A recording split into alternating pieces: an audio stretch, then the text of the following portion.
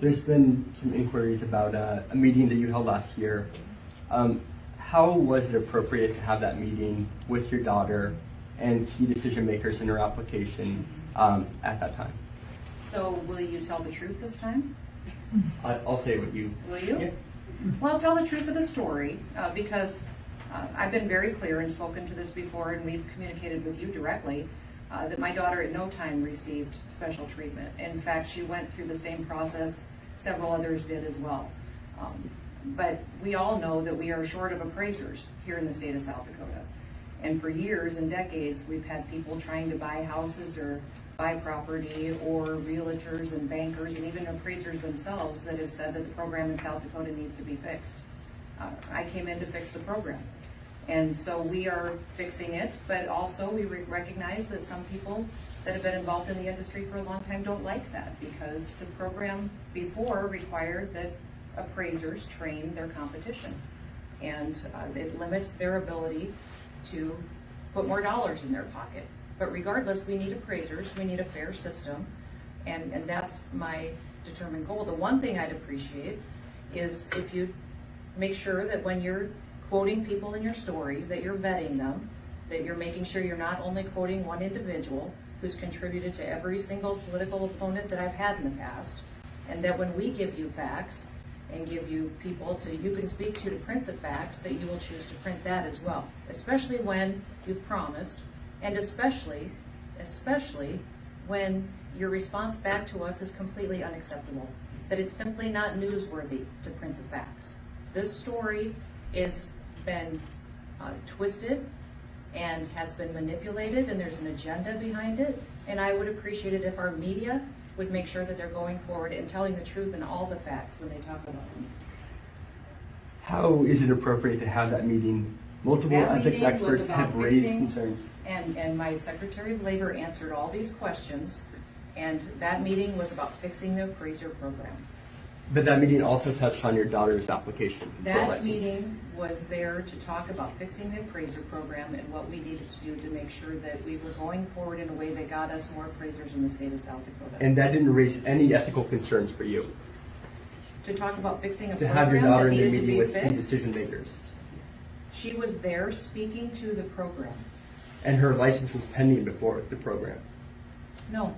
The decision was already made on her path forward, and let me be clear, Stephen, and print this. She went through the exact same process that other appraisers did in the state of South Dakota. She at no time received special treatment. So were you aware that an agreement had been reached before the meeting? We didn't even talk about that. So your Secretary of Labor said that you talked about it. Talked about her, my daughter? Her application during the meeting. We could, but the program was talked about at that day, how we were going to reform the program. The meeting was not to discuss her. But your Secretary of Labor said... She gave her personal experiences through the program. Of course, she gave her perspective and how long it took to go through the program and how difficult it was.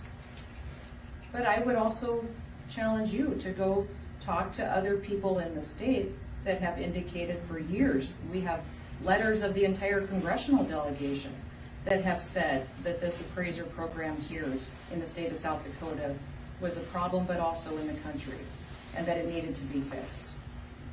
So for years, even when I was in Congress, people would travel to Washington, D.C. to ask me if there's anything I could do to help fix the appraiser program here in the state of South Dakota.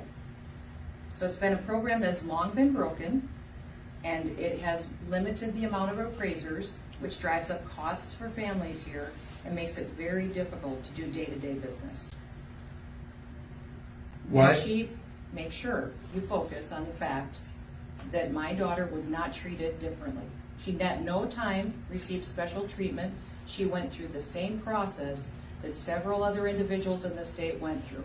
So if any of those other individuals had requested a meeting with your Labor Secretary, yourself, and the head of the department, you would have people accommodated every that? single day. In fact, I bet I've had 7 or 8 meetings with individuals in the state of South Dakota just today. Have you had any regarding their appraiser application? Yes, many. Why do you think I go into this without having conversations with people over the years about the program? Absolutely. I have for years. Anybody else? When this... Yes. Jim? I'd just like to back you up a little bit here.